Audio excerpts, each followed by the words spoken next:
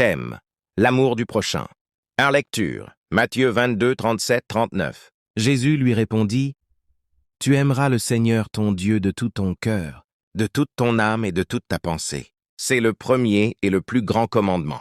Et voici le second, qui lui est semblable.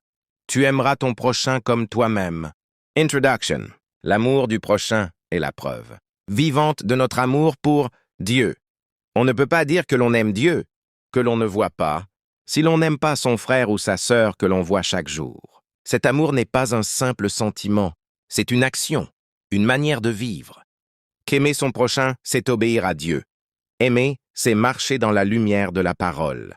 Dieu nous appelle à manifester cet amour envers tous, même envers ceux qui nous blessent. L'amour du prochain est une marque d'obéissance et de maturité spirituelle. 1 Jean 4, 20. Si quelqu'un dit « j'aime Dieu » et qu'il haïsse son frère, c'est un menteur. Aimer son prochain, c'est refléter Christ. Jésus a aimé même ses ennemis. Sur la croix, il a prié pour ceux qui le crucifiaient. Quand nous aimons ceux qui nous entourent, nous devenons de véritables disciples de Christ. L'amour est la plus grande force de transformation que Dieu nous a donnée. Aimer son prochain, c'est semer la paix et l'unité. Là où il y a l'amour, il y a la paix. Là où il y a la paix, Dieu habite. Notre monde a besoin de chrétiens capables de répandre cet amour dans leurs familles, leurs quartiers, leurs églises et leurs lieux de travail. Conclusion. L'amour du prochain n'est pas une option, mais un commandement divin. Que chacun de nous devienne un canal d'amour et de lumière.